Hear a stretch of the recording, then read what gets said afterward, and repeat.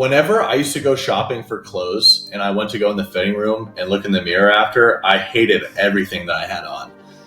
Later down the line, I'd come to realize it wasn't the clothes that I hated, it was the body within the clothes. And I always thought that I had these weird, wide, birth-giving hips. I thought I was too fat some days, too small in other things. I didn't even think I looked masculine at all. Until down the line, I'd fallen in love, obviously, with health and fitness and working out, and I developed a V taper, okay? And in this video, I'm gonna show you in a 3-step guide on how you can do the same thing. Now, there is one prerequisite, and the prerequisite is that it's gonna be a lot harder for you to do this if you're fat, okay? So, I mean, for lack of a better term, just fat. You know, overweight, obese, out of shape. Now, a skinnier guy with no muscle is gonna have a lot easier time to achieve a V taper than someone that is overweight. However, that's not to say that you can't take away everything that I say in this video and apply it simultaneously as you are losing body fat, okay? However, in this video, I just wanna go over the low-hanging fruit, no pun intended, that we're not talking about, which are the basics, which is the diet. We're not talking about that in this video.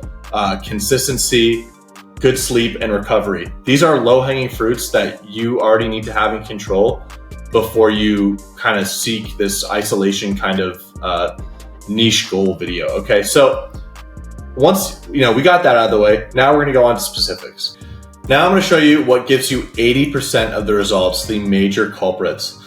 And that is the delts in the back. Now, specifically the latissimus dorsi, this little section right here, as well as the lateral head, this outermost shoulder muscle right here. Okay, so let's start with shoulders. I'm going to give you, the basic movement patterns that you need to follow, my personal favorites and bias, as well as even what I used to do to build up majority of my delt development. Okay, say that 5 times fast. Delt development. Maybe you can. Whatever.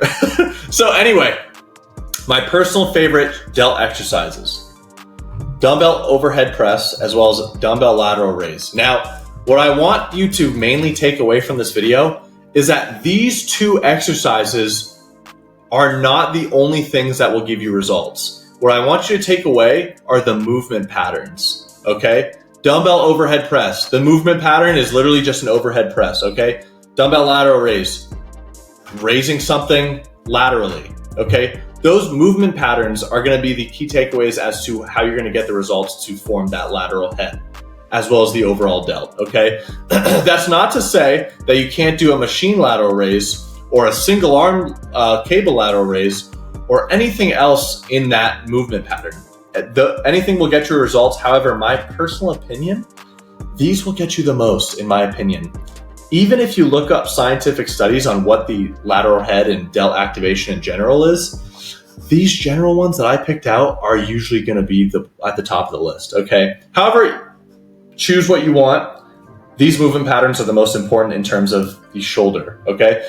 My exact scheme that I used to follow when I built up my shoulders and made the most amount of difference was kind of insane. It was like 16 sets a week of dumbbell press and then lateral raise, okay? These were my rep schemes. I would do 12 reps, then 10 reps, then 8, then 6, increasing the weight every time. Then I'd confuse the fuck out of my muscle right here because I did 12-10, 12-10 with like the same weight. Then rear delt fly, that was my rep scheme, but we'll talk about that later. The next muscle that we're gonna, almost forgot this, movement patterns. This is a great machine for lateral raise. I didn't use this when getting most of my results. I use it now. Same movement pattern, it's a lateral raise. You can do that too, okay? So now moving on to the back, latissimus dorsi, my favorite muscles for the favorite exercises for the lats, pull-ups, neutral cable pull down, as well as chest supported rows, okay? So as I said before, the pull-up in most studies will get you the most amount of results as well. It is my personal favorite, and it is personally what I've seen the most results from, especially weighted. You can do assisted to start, you can move on to body weight. Weighted pull-ups is what separates the men from the boys. Work your way up to there. Even if you can do like 10 body weight pull-ups, try adding some weight, even if you think you're not ready. And progressive overload is a whole separate video topic. Next, neutral grip pull down. I included this mostly because of the insane stretch. It's also at the top of most scientific studies for lat activation. Absolutely insane stretch.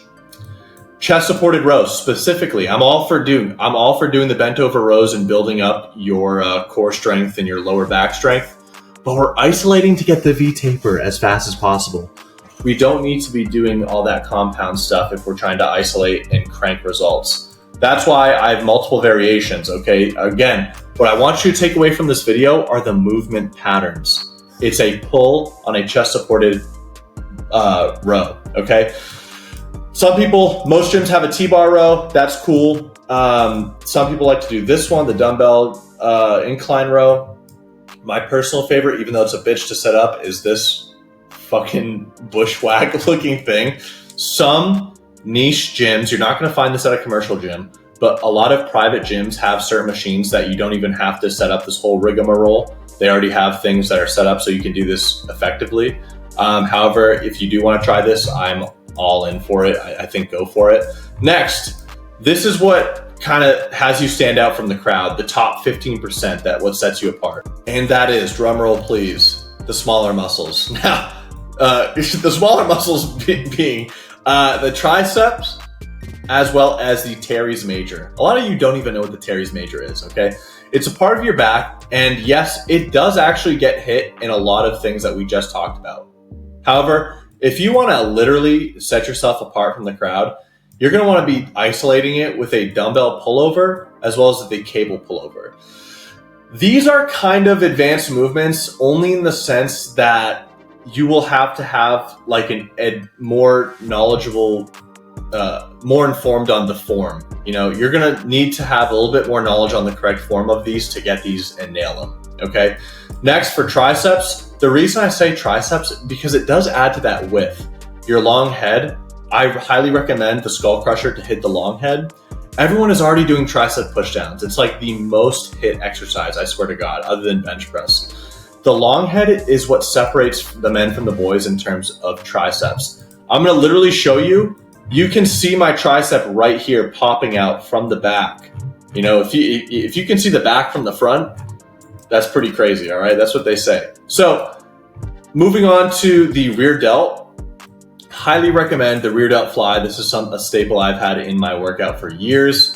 When I got bored, I moved on to the cable rear delt fly. This is something that is absolutely insane, and I highly recommend doing more volume on this so that you can feel it. I personally also go heavy on the rear delt fly because it is isolated and it's not as tough. Moving on to the 5%. Now, this is if you want to squeeze out as many results as possible, okay? If you want to optimize everything, you need to do this. You're prepping for a wedding. You're prepping for this or that, okay? You want to look good as fast as possible. You need to do everything that I've just said plus this, okay? And that is have the best genetics. So you need to literally pick your parents better, okay? There are examples out there of people just having bad shoulder genetics. There are examples of people having big hips. That's not to say that you can't do anything about it. The worst thing that you could do if you do have bad genetics is not try at all and just say, I have bad genetics. You're not, a lot of guys, including myself, have bad calf genetics. I work calves insanely hard, probably the most hard out of all my muscles, and they still look like shit. However, the worst thing I could do is just sit back and be like, I have bad genetics. I'm not even gonna bother. You have to try, okay? Next, creatine. This is gonna help you exert a little bit more energy during your workouts, as well as just give you that little edge. It's not gonna make or break your V-taper, but it is going to help, as well as, kind of puff your muscles up a little bit with water. Next, you're just gonna wanna be tan, okay? So in this photo, I'm definitely a little bit tanner. It was around summertime. I look a lot leaner. I'm dried out right here. I just look a little better just because I'm tan. I'm not too white here. I'm just not too tan. But anyway, if you're white chocolate, someone that is D2, B4, HC might look a little better. If you're cherry red, I have no idea. But I have no idea where I pulled that. But anyway, lastly, mind to muscle connection. This actually goes into something far deeper. Mind to muscle connection is in the gym when you are literally lifting with intent. Don't go in the gym and just throw weight around and just lift with momentum, because that's really not doing you any favors. Whenever I go in the gym and I stop just, talking during my sets to my friends and lifting weights and being on the phone and just, changing songs and taking a 10-minute rest break because I got distracted, oops. Go in there and lift with intent. give it your all. Because even if you do set a 90-day goal to make a difference for getting a V taper, and if you try your absolute hardest all the way through, even if you end up not with the results that you wanted, you can at least finish knowing that you tried as hard as you can.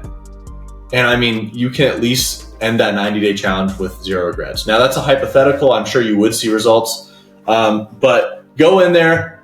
Looking at the muscle helps a lot. However, we're talking about triceps and back. And obviously you can't look at the muscle. You can't look at your back when you're doing pull-ups, okay? Unless you have some kind of weird dungeon mirror setup, okay? But just lift with intent. That's what I would highly recommend just to round out this video. If you want to take your training to the next level, subscribe for more videos similar to this. Follow me on Instagram and DM me or hit the link in my bio about one-on-one coaching to see how you could actually achieve a V-taper, not by yourself, but with someone that would keep you accountable. Okay, thanks for watching. Appreciate it.